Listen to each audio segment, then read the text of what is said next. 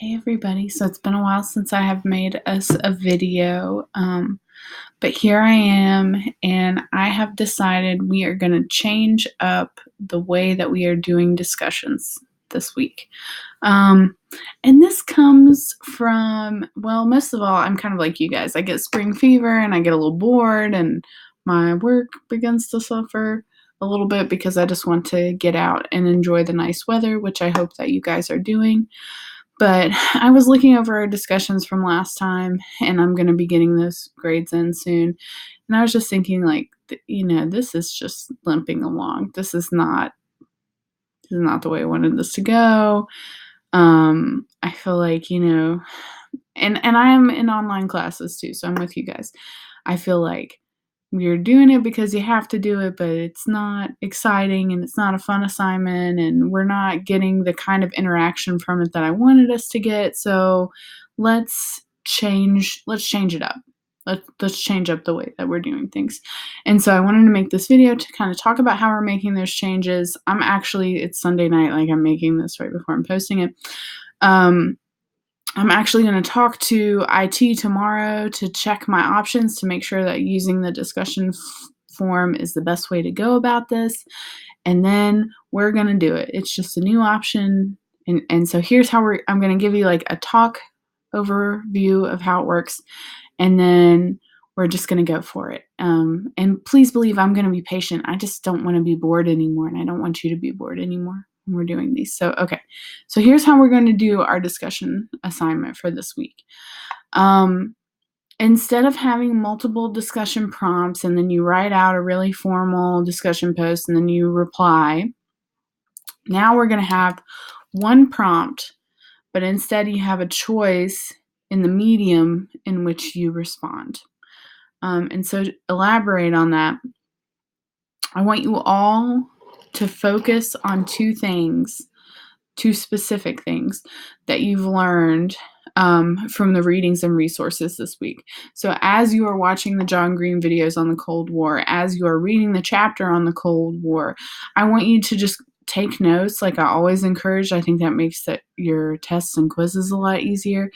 But take notes, and then after you're done, you should have a few things that you've learned that you were like, I found this surprising.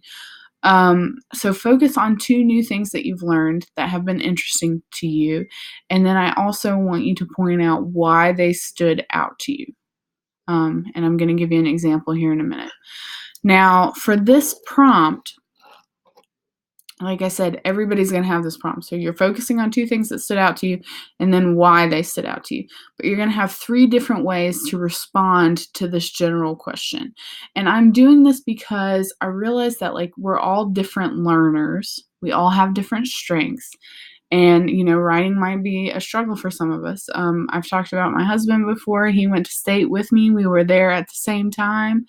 And I can write for days, and I love to write, and I teach English and history, and he would rather be shot than write, and he teaches history, so it's not. I edit his emails for him before he sends them.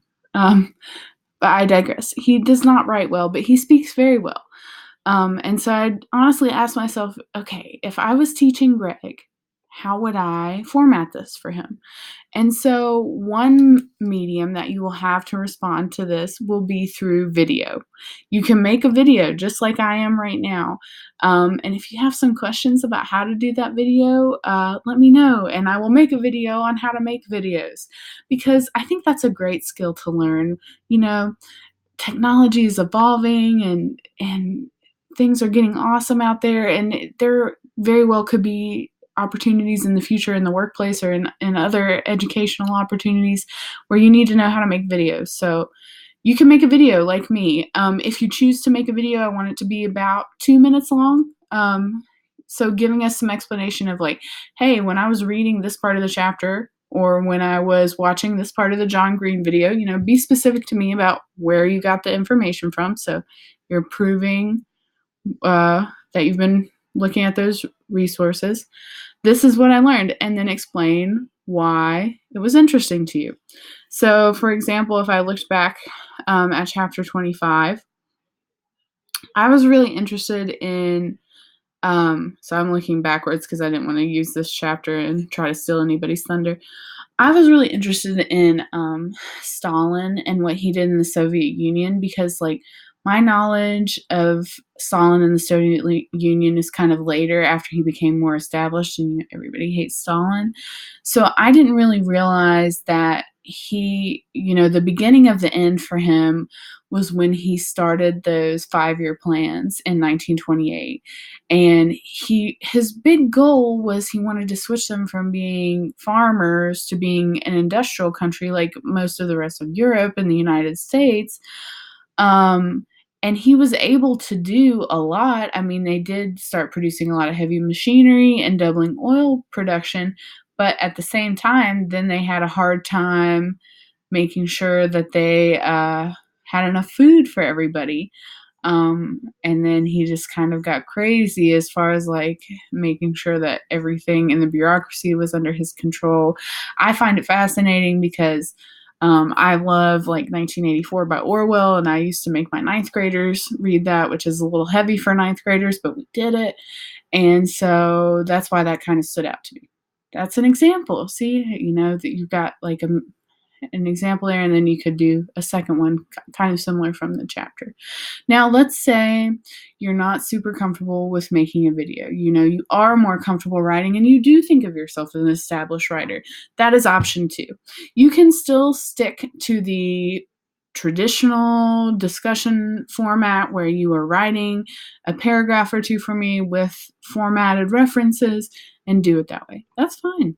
You go for it. But if you're going to write it, I want you to be a little bit more detailed and give people enough that they have something to respond to if you're going to write. If you make a 2-minute video, you're going to give people enough to have something to respond to, even if it's just questions like, hey, what's up with all the baseball stuff behind you in that video? No, don't ask that as a question. P.S. Not my stuff. Could care less. All the history books on the shelf, that's my stuff. That's my stuff. Okay. And now if you're wondering, so what's option 3? What is my third option? The third option, and I have specific people in mind who I think are going to do this, but honestly, it's for myself too. I thought, okay, if I was going to be offered a creative option to be able to respond to showing what I learned from a unit, what would I want to do? And then I immediately know memes. I love internet memes. I stick them in your homework every once in a while. I think it's hilarious. So you can demonstrate your learning through creating memes. Or if you find a meme that somebody else has created, that's okay, but you need to be able to say who created it. So if you choose to create memes, and I hope nobody's watching this like, what the heck is a meme? What is she talking about? If you feel that way, it's okay. Like, welcome to the fields of Al Gore's internet with me here. Here we are. So memes are just like pictures that make fun of things, and it's relatable. And you may be thinking like, what the heck is this girl doing? She's asking me to make a meme. Like, hear me out here, because I'm a PhD in education major. I'm getting through this right now. If you can pick 2 things that you've learned from this chapter and make a joke in the form of a meme about it, you are demonstrating a high level of understanding about these concepts. So if you can make memes about the Cold War where you're making fun of communists, or making fun, even better, making fun of people in democracies who are scared to death of communists and the spread of communism, then you're demonstrating really good understanding of our material. And so option 3 will be to make 2 to 3 memes about what you've learned, and then just give us a sentence or 2 like explaining the joke, just in case somebody doesn't get the joke of your meme. And then, of course, we're going to go through and respond to each other's things. I still want you to respond to 2 people, because the point of a discussion is that you talk to each other, that we're not operating in a vacuum here. So I'm going to figure out tomorrow with Stephanie how we're going to do this, and keep an eye out. But this will be due on, your initial post will be due on Friday, so that then we can have responses in by Sunday. All right. Any questions, concerns, anything, email me as usual. Hope you guys have a great week.